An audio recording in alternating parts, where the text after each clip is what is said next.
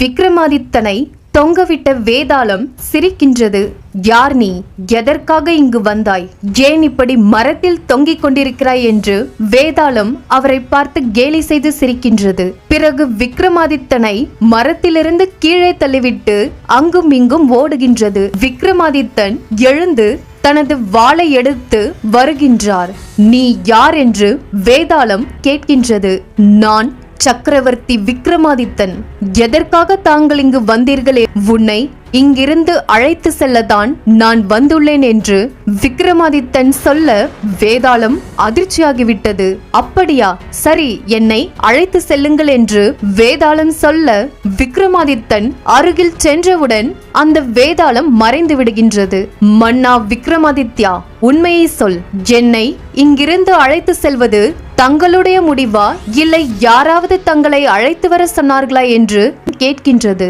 சந்நியாசி பத்ரகாலன் தான் உன்னை அழைத்து வர சொன்னார் என்று விக்ரம் சொல்ல வேதாளம் அதிர்ச்சியில் உறைந்து போய்விட்டது. பத்ரகாலனா? என்னால் உங்களுடன் வர இயலாது. நான் ஒரு வேதாளம். என்னை தங்களால் முடிந்தால் அழைத்து செல்லுங்கள் என்று வேதாளம் அதனுடைய மாய வேலைகளை காட்டுகின்றது. விக்ரமாதித்தன் வேதாளத்தை பிடிக்க வருகின்றார். மறைந்து மறைந்து விளையாட்டை காட்டுகின்றது. உடனே நம்பிக்கையை இழக்காமல் திடீரென்று அதன் வாளை பிடித்து விட்டார். அவ்வளவுதான், வேதாளம் விக்ரமாதித்தனிடம் சிக்கிக்கொண்டது. தனது இடுப்பில் வேதாளத்தின் வாளை கட்டிக்கொண்டு வாகனத்தில் ஏறுகின்றார். மன்னா விக்ரமாதித்யா, உன்னை குறைத்து எடை போட்டு விட்டேன். நீ உண்மையில் திறமைசாலிதான். என்னையே பிடித்து விட்டாயே. ஆனால் என்னை அவனிடம் மட்டும் அழைத்து செல்லாதே என்று வேதாளம் கதறிக்கொண்டே இருக்க விக்ரமாதித்தன் வாகனத்தை எடுக்கின்றார். வரும் வழியில் இயற்கை காட்சியெல்லாம் பார்த்து வேதாளம் ஆச்சரியமாக பார்க்கின்றது. நான் அந்த பத்ரகாலனிடம் நிச்சயம் செல்லவே கூடாது. அதற்கு நான் ஏதாவது செய்ய வேண்டும் என்று யோசிக்கின்றது.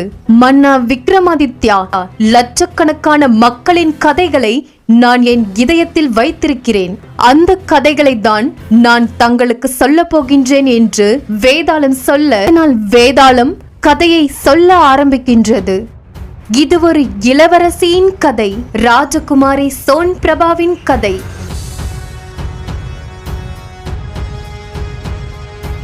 அவள் அவ்வளவு அழகாக இருப்பாள். தோழிகளுடன் சிரித்துக்கொண்டே தாய் தந்தையை பார்க்க வருகின்றாள். இங்கு ராஜகுமாரி சோன் பிரபாவின் ஜாதகத்தை ஜோதிடர் பார்த்து கொண்டிருக்கிறார். எங்களுடைய மகள் கோடியில் ஒருவள். அவளது சுயம்வரத்திற்கு அனைத்து இளவரசர்களும் அனைத்து ராஜகுமாரர்களும் வர வேண்டும் என்று